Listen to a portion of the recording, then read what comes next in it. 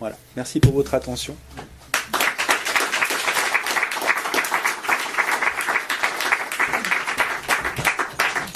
Alors, avant que vous puissiez aller boire un verre à côté, pour ceux qui ont envie de le faire, je vous propose de faire une petite séance de questions-réponses. Simplement, peut-être si vous avez une question, levez la main. Et puis, voilà. Oui. Ouais. Moi, je demanderais peut-être d'abord comment est-ce que vous êtes passé du statut d'astrologue, peut-être croyant, je sais pas, à aujourd'hui donner une conférence là-dessus, l'aspect critique est peut-être plus détaché. Alors, Jean-Luc, on pose à peu près tout le temps cette question. Je vais essayer de vous répondre en 30 secondes. Puis comme ça, je verrai tout le monde. Hop. Et parce qu'il y en aurait pour des heures. Et j'en profite pour envoyer un podcast qu'on a enregistré sur le site Scepticisme Scientifique, quand je suis venu la dernière fois en 2015, et qu'on a appelé De l'astrologie au scepticisme. Donc là, je raconte mon parcours en 1 heure à peu près, donc je rentre vraiment dans les détails. Mais pour aller très vite, je suis tombé dans l'astrologie quand j'avais 19 ans, à un moment où j'étais, comme beaucoup de gens, j'étais, on va dire, au fond du trou. Alors avec les problèmes qu'on peut avoir à 19 ans, à savoir que j'ai eu un énorme chagrin amoureux. C'était mon premier chagrin d'amour. Et j'étais pas du tout structuré mentalement pour faire face à ça. Et je me suis effondré. Et j'ai commencé à m'intéresser à plein de choses, à l'astrologie, la numérologie, les voyants et tout ça. Moi, je suis tombé dedans comme ça. Et puis, au fil des années, j'ai commencé, comme je faisais de la philo à côté, que j'avais une formation en maths et en physique aussi. Donc, entre guillemets, je voyais que ça marchait. Donc, je me suis dit, je vais essayer de prouver l'astrologie. Et je dirais, maintenant que je suis un sceptique, je sais l'importance de la documentation, de lire ce que les gens ont fait. Et à ce moment-là, je ne connaissais pas du tout ce qui se faisait, oui, et chez les astrologues et chez les sceptiques. Et donc, j'ai commencé à monter mes petites théories à moi. Et puis, j'ai contacté un jour les astrologues et je suis rentré au bureau de la Fédération des astrologues francophones. Et en fait, c'est au moment où j'ai rencontré les astrologues que j'ai commencé à me dire, mais il y a un truc qui ne va pas, il y a plein de questions que je ne pouvais pas leur poser. Et donc, il y avait plein de tabous.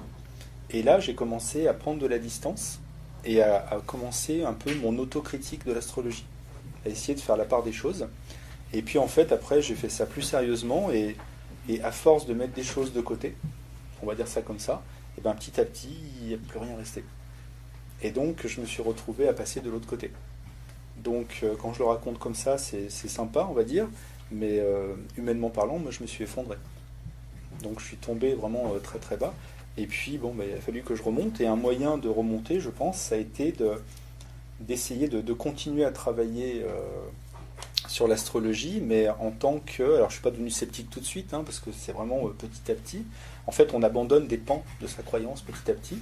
Et je pense que c'est au hasard des lectures, au hasard des gens qu'on rencontre. Enfin bon, ça ne peut pas être pareil pour tout le monde. Et après, j'ai voulu essayer de comprendre pourquoi les astrologues continuent de croire en l'astrologie, alors qu'il y a tellement de raisons de ne pas y croire.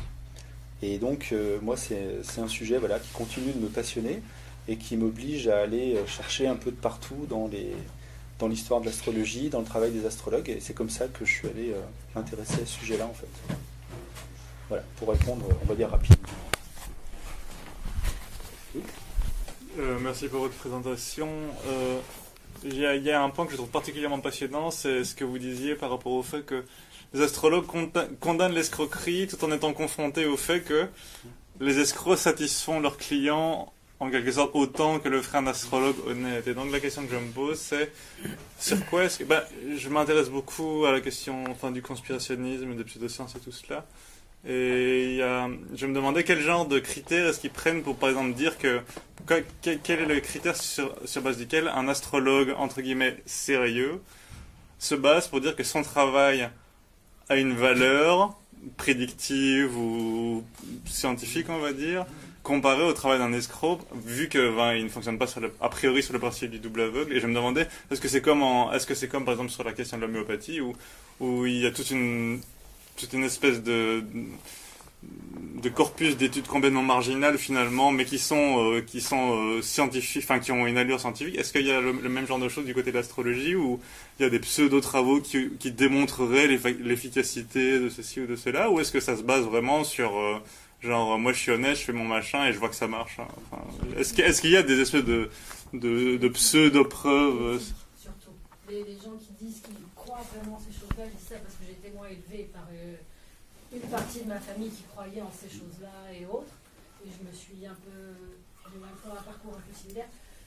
Les gens qui se disent honnêtes sont dans l'éthique, c'est pour ça qu'ils disent ça se monnaie pas, sinon tu perds ton talent. Donc c'est plus des gens qui sont accélèrent la psychologie d'autrui par rapport aux gens qui font de la maille par-dessus. mais donc du coup, l'idée, ça serait un petit peu, c'est une espèce d'épistémologie morale, ou si je veux faire les choses et que je suis sincère et que je suis honnête et que je demande pas d'argent, du coup, ça sera vrai. Enfin, je veux dire, voilà. Il y a plusieurs choses. L'exemple que vous donnez, ce sont pour les personnes qui n'en font pas profession, parce que l'argent c'est mal. Mais les astrologues qui en font profession, eux, ça leur pose pas de problème parce qu'ils en vivent. Hein. Et moi, j'ai jamais essayé, d'ailleurs, j'ai jamais voulu le faire, mais parce que j'avais pas confiance dans le système astrologique. C'est pour ça que j'ai pas voulu prendre le risque de tromper les gens. Mais en fait, moi, je pense qu'il y a plutôt un raisonnement circulaire. C'est-à-dire, ça marche parce que ça marche. C'est-à-dire, moi, je pratique et je vois bien que ça marche. Donc, ça marche. Ça va pas beaucoup plus loin, en fait. Et après, il y a toute une dimension morale, voire spirituelle, qui fait que les gens ont le sentiment d'aider les personnes qui viennent les consulter. Donc, ils font du bien autour d'eux. En tout cas, ils ont le sentiment de faire du bien. Ce qui fait que quand ils se retrouvent face à des personnes critiques, ce sont des personnes qui viennent les critiquer de faire du bien aux gens qui viennent les voir. Donc ça passe pas, enfin on comprend pas les reproches qu'on reçoit. Moi, ça m'est arrivé quand j'y croyais notamment, parce que je me rendais pas compte des erreurs de raisonnement que je connaissais, des justifications que je donnais, qui sont condamnées à rester des arguments d'autorité, à invoquer la confiance, invoquer l'expérience. Et c'est un petit peu ce qui rejoint la réponse ou le problème qui se posait face aux escrocs. C'est vrai que les escrocs, moi vraiment, votre question, tout de suite, elle m'a fait penser à l'histoire du chasseur. Qu'est-ce qu'un bon chasseur ? Ouais, j'y voilà. pensais avant de poser voilà. la question. Quelque part, il y a de ça. C'est pas que ça. Hein. Un bon astrologue, c'est un astrologue qui va utiliser les planètes et qui fait de la bonne astrologie. Un mauvais astrologue, voilà, il fait la même chose, mais il fait de la mauvaise astrologie. Mais ça se limite pas à ça. Mais bon, ça, on l'entend très très souvent, évidemment, dans le milieu. Ce qui est intéressant, c'est de voir des entre guillemets très bons astrologues dans leur domaine qui se critiquent mutuellement de cette façon-là aussi. Donc finalement, bon, ça mène nulle part. En fait, l'excuse qu'on a avec l'astrologie très facilement, c'est que l'astrologie, c'est très technique. Et donc souvent, il y a l'argument technique en disant « Ouais, mais moi, quand je pratique, j'utilise tel truc, tel truc, tel truc, tel truc. Ah, et puis je sais qu'il n'y a que moi qui utilise le petit machin, là, le truc nouveau auquel moi j'ai pensé. » Et c'est vrai qu'on est un petit peu tous comme ça dans cette logique-là, ce qui fait qu'on a à la fois l'impression d'être sérieux, parce qu'on essaye d'être rigoureux, et puis en même temps d'apporter de la nouveauté, et puis en même temps tout en sachant très bien que quelque part on ne peut jamais démontrer que ce qu'on fait c'est vraiment valable. Donc par rapport aux escrocs, il y a l'argument technique certainement. J'ai encore une question qui découle de ce que vous venez de dire en fait. Je me demande vraiment à quoi ça ressemble une controverse entre astrologues. Alors, Comme une controverse entre sceptiques. Comme une controverse entre sceptiques.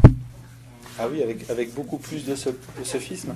En fait, moi j'ai envie d'ajouter un truc qui m'a toujours choqué à l'époque et puis qui me fait rire maintenant, c'est que tout dépend s'ils ont leur date de naissance respective ou pas. Ouais, et ça change tout. Parce que si moi dans votre thème je trouve un carré entre Mars et Mercure par exemple, je peux tout justifier. Donc après, malheureusement, et c'est l'un des problèmes de l'astrologie, c'est qu'on peut instrumentaliser l'astrologie pour lui faire dire un peu ce qu'on veut, et surtout sous le coup de l'émotion. Donc moi, à chaque fois que j'ai vu des astrologues qui s'engueulaient, en général, ils se connaissent très bien, donc ils ont les dates des uns et des autres. Et ouais, mais toi, t'as Pluton en carré, machin, et puis toi, j'ai regardé ton ciel. J'en profite juste alors pour une anecdote que j'aime bien raconter. Un jour, j'étais à la fédération, et puis on avait fait un article critique sur la prévision. Et il y a André Barbeau, que je citais tout à l'heure, qui nous pond un article pour se plaindre, et qui accuse le président de la fédération en lui disant « Mais enfin, Alain, tu sais bien que tu as en ce moment le carré de Pluton sur ton soleil, je crois. » Quelque chose comme ça. Donc forcément, son jugement altéré, il est un peu il veut faire la révolution, mais il est mal conseillé par les astres. Et moi, je commençais déjà à avoir des doutes, et je me dis, allez, si le hasard fait bien les choses, comme j'avais la date de naissance d'André Barbeau, je vais voir, il avait la même configuration à ce moment-là. Donc ce qu'il reprochait en fait à l'autre personne, il n'avait même pas vérifié qu'il ne l'avait pas lui. Et voilà, on arrive à ce genre d'absurdité en fait. Donc ça intervient beaucoup dans les engueulades entre astrologues. Il y a des vidéos YouTube comme ça. C'est une bonne question, je n'ai jamais cherché. Mais il faudrait chercher s'il y a des débats entre astrologues. Oui, t'as envie de voir. Ça pourrait être intéressant. Je m'étonnerais, mais c'est possible. Autre question? Ouais, ouais, vous avez dit que on choisit un petit peu les pans astrologie qu'on veut, parce que c'est un pan un petit peu bancal, on n'y croit pas, et puis c'est peut-être plus technique, c'est peut-être plus solide, j'y crois. Donc par exemple, moi j'ai ma mère qui croit en astrologie, et je pense pas aux horoscopes, et je sais pas si c'est un détachement en mode ah non, les horoscopes c'est évident, mais je crois en astrologie, puis j'essaie de creuser, je demanderai pourquoi et tout, c'est quand même bizarre. Et en gros, la réponse que j'ai eue, c'est je crois parce que j'ai envie de croire, quoi. Il n'y avait aucun argument derrière, c'est ah, je crois que les astres ont des influences sur nos vies. Alors moi je suis là, ouais, peut-être à part l'attraction gravitationnelle, il n'y a pas grand chose, quoi. Et donc après, à bout, faire une discussion peut-être d'1 heure, et puis non, pas moyen d'avancer sur ce débat. Du coup, est-ce qu'il y a, je sais pas, des critères à remplir pour qu'une personne croire qu'il y a un derrière comme argument pourquoi est-ce que les gens ont envie de croire des trucs comme ça si facilement, alors qu'il n'y a aucune raison spéciale. Alors, par exemple, que vous donnez, pour moi, je fais bien la différence entre l'astrologue et, entre guillemets, le consommateur ou l'utilisateur de l'astrologie, qui n'a pas les connaissances techniques. Et donc, il y a aussi peut-être quelque chose qui joue, c'est que la personne dont vous me parlez, elle est proche de vous, si c'est votre mère. Donc peut-être aussi qu'elle a voulu éviter une dispute, une conversation qui était désagréable pour elle. Ça a peut-être pu jouer, je ne sais pas. Et donc, comment dire, pourquoi on y croit? Parce qu'on... Comment dire, justement, ouais, j'essayais de trouver d'autres mots, c'est rassurant, oui, mais on essaye d'y trouver quelque chose et ça nous fait du bien. Et donc, le bien que ça nous fait, ça peut prendre différentes formes. Tout dépend les besoins qui sont les nôtres, tout dépend les connaissances qui sont les nôtres, enfin, ça dépend. Mais pardon, ça c'est si on le mobilise et si on utilise ses croyances au quotidien. Et moi, j'ai l'impression que ma mère, elle n'utilise pas, en fait, elle lit pas les horoscopes, elle parle pas d'astrologie. Et là, d'un coup, paf, j'apprends qu'elle croit en astrologie, ça m'a un peu choqué. Et tout ça que je creuse, et que là, il n'y a rien derrière, donc c'est pour ça que c'est encore plus étonnant. D'accord, c'est la même chose. Quand tu crois en une religion, tu ne crois pas des preuves, tu mets ta foi dans quelque chose, qui est une preuve ou pas, et c'est le principe. Oui, c'est un peu aussi ce qu'on disait avec le cherry picking, tu choisis un peu ce que tu veux, il y a aussi ça dans le livre Ça sacré, fait effectivement. bien, donc, ça ne fait pas chier ton voisin, donc pourquoi est-ce que je me poserais des questions dessus? Il y a bien pour ça aussi. Mais parce que tout le monde ne peut pas avoir raison en même temps aussi, quand je pense la différence entre la complexité des interprétations astrologiques et la simplification évidente en horoscopie. J'imagine pour un croyant, il ne peut pas croire en deux en même temps. Donc, au bout d'un moment, je pense que cognitivement, c'est un peu compliqué, soit c'est l'un, soit c'est l'autre, parce que les deux premières images que tu avais montrées, il y a des décalages au niveau des lignes. Et donc, ça veut dire que s'il y a des décalages par rapport à l'astrologie qui est vachement plus compliqué, alors en plus, avec l'argument que plus c'est compliqué, plus c'est complexe, technique, plus ça doit être fiable. Il y a un petit peu quelque chose de sexy dans la complexité, alors que dans l'horoscopie, c'est beaucoup plus simplifié, donc je me mets aussi à la place d'un croyant. Spontanément, il va dire je vais l'esprit critique, parce que c'est une sursimplification de cet art qui devrait être proche peut-être même de la science. Regarde, il y a plein de techniques, c'est super compliqué, les lignes ne sont pas les mêmes, je préfère croire en astrologie. Enfin, moi, ça peut être un prétexte, tout simplement, ouais. Après, il y a ce qu'on appelle l'intimidation mathématique, c'est-à-dire c'est le fait d'invoquer des pourcentages, des chiffres, des nombres, des techniques, des angles, tout ça. Donc ça, c'est idéal pour l'astrologie. Et je pense que ça, c'est vraiment important pour le prestige de l'astrologie. L'astrologie a longtemps eu ce prestige à cause de ce côté mathématique. Entre guillemets, l'astrologue, c'était le savant des ésotéristes en général. Et donc, si vraiment, effectivement, elle ne lit pas sur l'astrologie, elle ne se documente pas sur l'astrologie, ça veut juste dire que l'astrologie fait partie d'un monde. C'est une discipline parmi les autres, finalement. Donc, dans ces cas-là...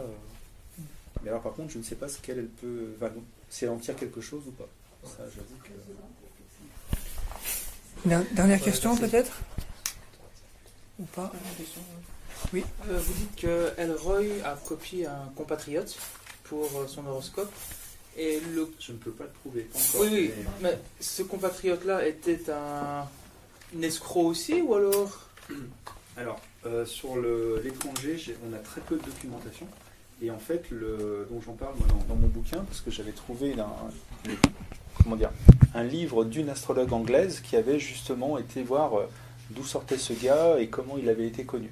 Donc il y a beaucoup de détails sur ce qu'il a fait, mais lui, il publiait dans la presse. Donc il n'avait pas besoin de publier des annonces partout, même si je ne peux pas dire qu'il ne l'a pas fait. Mais lui avait un statut déjà, il était installé, c'était le seul, ou c'était le premier en tout cas. Donc je pense pas qu'il ait essayé d'escroquer. Moi je pense qu'il a vraiment essayé de faire des choses avec son astrologie à lui. Mais j'avoue que j'ai pas assez d'informations pour pouvoir répondre à ça. Moi je pense a priori que c'était pas un escroc, mais après je ne sais pas. Est-ce que vous restez considérer, avec le scepticisme, que l'astrologie est une science, indépendamment de l'usage que les gens en font, comme clients ou comme vendeurs? Indépendamment de ça, est-ce que vous restez considérer que ça reste une science? Non, l'astrologie, ça Parce ne que là, peut. vous avez beaucoup parlé des charlatans, donc c'est Oui, par d'accord. rapport à la collection d'accord. propre que vous avez pu avoir. D'accord. Utiliser les charlatans, c'est autre chose que Le fait d'avoir abandonné changer ses convictions. Le fait d'avoir abandonné l'astrologie, c'est vraiment que moi je n'y croyais plus, donc je n'en fais absolument pas une science. Ça, c'est le point de vue personnel, on va dire. Après, du point de vue technique, c'est une grosse partie de mon livre, je pourrais vous en parler des heures, mais quand on commence à se poser la question qu'est-ce qu'une science, c'est à ce moment-là qu'on peut voir toutes les différences et tout ce que l'astrologie ne propose pas. On parlait d'astrologues, des mathématiciens, Babylone, en Asie aussi très fort. Et donc au niveau sociologique, c'est souvent intéressant, ça a souvent été très bien utilisé. C'est dans beaucoup de langues. Donc voilà, ça dépend un petit peu de la géographie. Le problème, vous voyez, je parlais d'intimidation mathématique. Le problème, c'est pas la difficulté technique et les mathématiques qu'il y a dans l'astrologie. C'est pas ça qui fait de l'astrologie une science. C'est le fait de se confronter à la méthode scientifique. Donc ça, science pure ou probable, simplement comme étant pas fiable, en restant une science simplement, même abstraite, mais réaliste. Quelque part, pour avoir de repères à des grandes lignes, comme on dit. Oui, je comprends, je vois ce que vous voulez dire. Le problème, c'est que la définition même de ce que c'est qu'une science a évolué au fil du temps. C'est plus la même chose. Donc moi, je suis le premier à dire, l'astrologie, c'était une science il y a 400 ans en arrière. C'était considéré comme une science. Le problème, c'est que la façon de définir une science a évolué, et notamment avec l'aspect expérimental, le fait de créer des tests, d'essayer de les passer. Et le problème, c'est que l'astrologie a passé déjà des centaines de tests, mais ça ne marche pas. Donc de ce point de vue-là, ça pose un vrai problème, si vous voulez. Et donc, quand on voit comment fonctionne l'astrologie, tout est arbitraire dans l'astrologie. Les astrologues ne peuvent pas vous dire pourquoi il y a 12 signes. Ils ne peuvent pas vous dire pourquoi l'angle de 90 est important, mais pas celui de 80. C'est arbitraire. Quand on remonte, moi ça fait partie du travail que je fais à côté, quand on remonte à l'origine de ces choses-là, notamment les signes astrologiques, si vous remontez en fait à la fin du 19e par exemple, jusqu'à la fin du 19e, la plupart des astrologues, quand ils montaient leur carte de naissance, elle était carrée. Elle n'était pas circulaire. Voilà, et c'est un astrologue, justement au moment de l'occultisme, un astrologue qui s'appelait Chouinard qui a milité pour qu'on représente ça de façon circulaire. Pourquoi ? Pour des raisons toutes bêtes, c'est que dans les cercles, on peut faire figurer les angles. Alors que dans les cartes qu'ils avaient en carré, on ne pouvait pas. Et donc, en début du XXe, la représentation circulaire prend de la place, et ça met en avant les signes astrologiques qu'auparavant on n'utilisait que pour repérer, ou quasiment. Et donc les signes astrologiques, par exemple, les astrologues ne connaissent pas cette histoire-là en général. Et l'astrologie des signes astrologiques, c'est l'astrologie du XXe siècle. Avant, ce n'était pas le cas. Pourtant, les signes astrologiques, c'est défini, entre guillemets, parfaitement. C'est géométrique. Mais ce n'est pas scientifique, ce n'est pas du tout physique. Et donc, ça c'est le côté science exacte, si vous voulez. Au niveau sciences humaines, si on commence à comparer l'astrologie avec la psychologie, il y a aussi beaucoup de critiques à faire. Psychanalyse éventuellement, mais je connais moins. Il y a des collections, puis encore une fois, les gens s'y retrouvent ou non. Voilà, après, les gens, eux, s'encouragent à s'y retrouver encore et peuvent encore. s'y retrouver. Et puis moi, je me rappelle que je m'étais vraiment fait plaisir à m'introspecter avec l'astrologie. Le problème, c'est est-ce que l'astrologie donne des bonnes réponses ? C'est une première question. C'est pas parce que c'est pas parce qu'on peut en tirer nous de l'intérêt du profit que c'était une bonne réponse. Et est-ce qu'elle nous donne les meilleures réponses ? Ça, c'est encore une autre question. Ça permet de se poser les bonnes questions, c'est bien. Les réponses, quand chacun les trouve. Mais c'est permis à poser les bonnes questions. Ou pas. Ou pas. Ou ça accroche aux Et si on réponses est juste potentielles. en recherche de réponse, c'est perdu évidemment. Ouais. Et ça accroche non seulement aux réponses potentielles, et après tu demandes de plus en plus, et ensuite, Oui, c'est avec perdu. la moindre indication, ça influe sur ta journée avec un bon effet de halo, et cette fois, Oui, c'est perdu. c'est une façon aussi des fois de s'orienter vers C'est beaucoup le temps d'anxiété. perdu. Hein. C'est- C'est le temps perdu. L'un des, comment dire, il y a plein de choses qui m'avaient fait réagir quand j'étais dans mes phases de doute, et notamment un moment en lisant un que sais-je consacré à l'astrologie, dans lequel il y avait un astrophysicien qui expliquait que l'un des problèmes de l'astrologie, c'est qu'elle elle propose aux gens ce qu'on appelle une surrationalisation du réel. C'est-à-dire qu'elle oblige les gens à se poser des questions d'une certaine façon sur des choses qui n'existent pas forcément. Et ces questionnements-là, bien sûr qu'on peut en tirer quelque chose d'un point de vue philosophique, si vous voulez, mais sur le fond, le questionnement n'existe pas forcément. Si vous voulez absolument savoir comment on gère le transit négatif de Saturne, c'est vraiment des questions qu'on peut se poser en astrologie. Est-ce que vraiment ça vaut le coup de le faire? Voilà, bah moi j'ai envie de dire non, j'y crois pas. Il y en a qui vont y trouver de l'intérêt, mais je pense que non. Et puis après, il y a des arguments, je dirais, qui font un peu plus mal encore, mais moi, en ce moment, c'est celui que je pose la question aux astrologues, ils ne me répondent pas. Comment dire, le personnage de Staline, c'est quelqu'un d'emblématique, qui a marqué le XXe siècle, qui a eu vraiment un impact sur le monde entier. Les astrologues ont beaucoup étudié sa vie par rapport à sa date de naissance, et puis les décisions qu'il a prises, la guerre, etc. Donc ça marche très très bien. Et les astrologues s'entraînent beaucoup comme ça sur les biographies des hommes célèbres, parce que ça leur permet de voir les événements à tel moment, quelles étaient les configurations, et les astrologues s'entraînent beaucoup avec ça. Donc ça marchait super bien. Tous les astrologues du monde l'ont fait, tous les courants confondus, les étudiants, les profs, les professionnels, les amateurs. Et puis en 2001, il y a un historien qui est allé vérifier la date de naissance de Staline sur le registre de l'église de Gori. Et Staline n'était pas né à ce moment-là. Il y a 1 an et quelques jours d'écart. Et donc, il n'y a pas un astrologue qui, à un moment, a vu que c'était pas la bonne date, ça marchait pas. Ça marchait. Et c'est là, moi, que j'aime bien dire, ça marchait. Ça marchait. Ça marchait tellement bien que problème, ça veut dire quoi? Ça marche, quoi. Et donc moi, vraiment, je pose en ce moment la question aux astrologues, ils ne me répondent pas, carrément. Là, ils sont en pleine dissonance. C'est très difficile pour eux de... Et moi, je les comprends, hein, parce que c'est vraiment un argument qui est terrible. Pendant des dizaines d'années, des dizaines de milliers d'astrologues ont utilisé cette date et ils en étaient satisfaits. On peut encore trouver sur Internet des articles qui ont été écrits avant 2001. Et les astrologues démontrent qu'on peut expliquer la personnalité, les choix, les décisions, les événements, les machins. Mais sauf que c'était pas la bonne date. Et est-ce que Descartes fait son thème avec cette date-là? Forcément. Parce que la réponse qu'on pourrait dire, c'est oui, mais ces deux dates donnent exactement la même chose, c'est une coïncidence, et comme ça permet de trouver une explication. Ça fonctionne encore mieux avec la nouvelle date et que ça colle encore plus à ça. Voilà, on voit qu'il y a des techniciens dans la salle. Alors, il y a plusieurs choses. Donc ça aussi, j'en parle dans mon livre, ça fait partie des reproches que je fais à l'astrologie, parce que moi, un jour, en discutant avec des... C'est pas en discutant, mais par des échanges de mails, j'avais une copine qui travaillait sur la vie de Galilée. Et en fait, elle travaillait sur la vie de Galilée, et donc elle montrait tout ce qui allait bien dans les dates, avec les configurations qui se passaient, etc. Et puis à un moment, il y a un d'entre nous qui lui dit « Mais t'es sûr qu'il est né à ce moment-là? Il n'est pas né 1 an avant ou 1 an après ?» Et elle va vérifier, elle se rend compte qu'elle s'est trompée de date. Donc on est dans le même cas que Staline. Et comment elle fait pour se rattraper, ce que tu dis? Elle va comparer les deux thèmes et les dates en disant « Mais est-ce qu'il n'y avait pas les mêmes configurations au même moment ?» Et puis non, quoi. Tu peux en trouver une ou deux, mais en général, c'est pas le cas.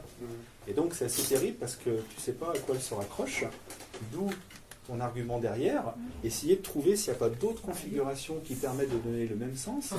Et là, on part sur d'autres choses. On arrive à en trouver, mais il y a quand même un problème, c'est que ça marchait très bien avant. Et donc, voire même, comme tu disais, tu vas trouver une configuration à laquelle on n'avait pas pensé avant et qui permet d'expliquer un truc qu'on n'arrivait pas à expliquer avec le premier thème. Et c'est normal parce qu'il y a tellement de choses qu'il y aura toujours du positif et du négatif. Et en fait... Il y a aussi les dissensions, les querelles de chapelle aussi par rapport aux Alors, c'est vrai qu'un autre moyen de vous répondre aussi, comme tu dis, c'est de comparer les astrologies entre elles. Parce que l'astrologie, ça n'existe pas. Il y a des astrologies, il y en a plein. Et ce qui est terrible, c'est que non seulement il y a des courants philosophiquement différents, on va dire, mais il y a des astrologies techniquement différentes. Carrément. Et elles marchent aussi bien les unes que les autres. Et quand elles se critiquent, elles passent leur temps à dire, ben voilà, l'astrologie des signes, ça marche pas parce qu'en constellation, on a telle position et on n'interprète pas pareil. Et dans l'autre sens, ils font pareil, quoi. Et puis il y a un troisième système qui va arriver en disant non, mais les signes et les constellations, ça va pas parce que, et puis il y a un troisième système.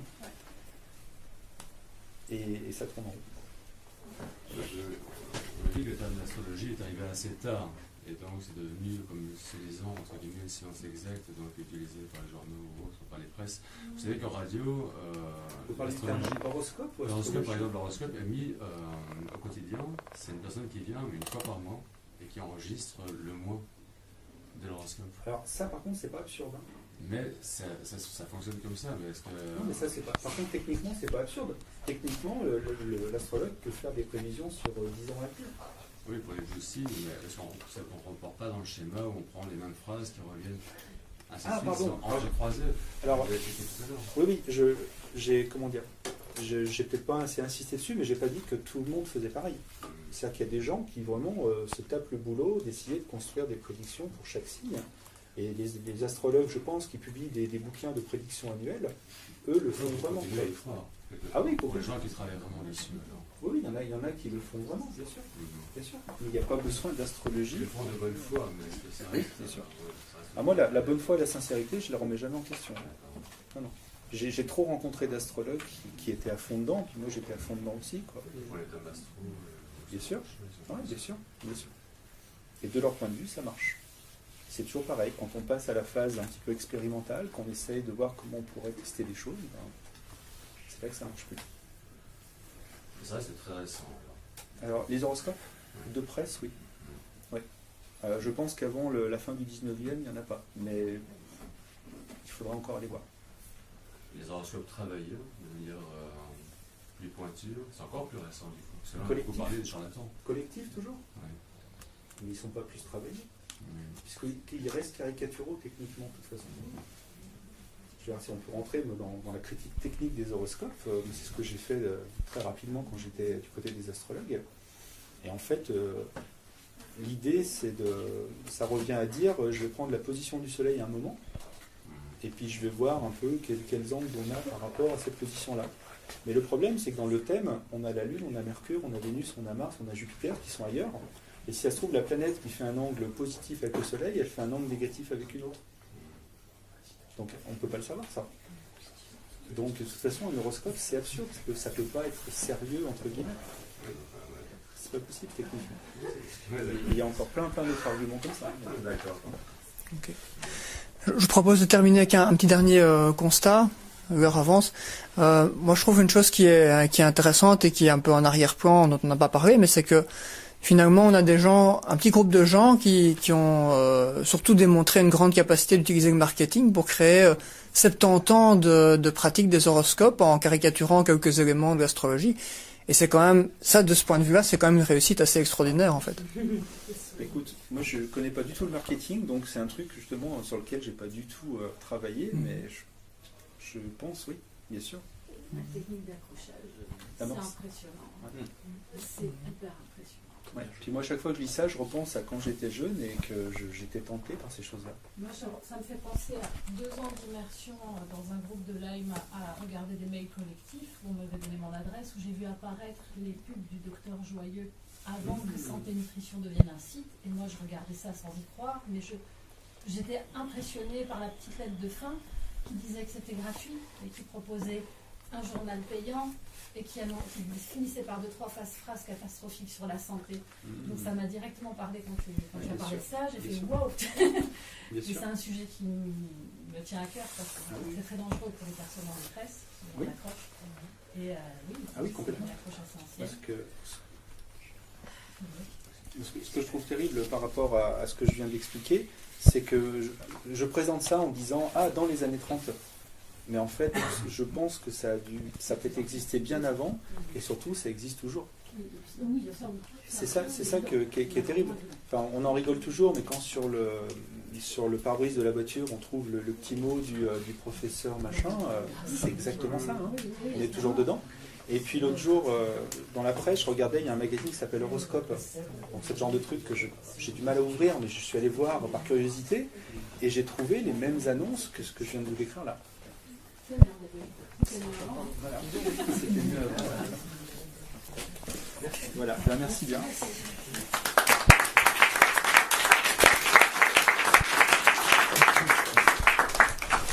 Juste pour info, donc ceux qui veulent boire un verre, on a des tables réservées à côté. Et pour la prochaine conférence, en mars, on aura Jacques Von Rigard qui vient nous parler des origines de la psychologie scientifique. Et les conférences sont annoncées sur le site du comité para, comitépara.be. Si vous voulez voir le programme pour la suite, c'est là-bas. Merci. La tirelire est ici, si vous voulez faire une petite donation.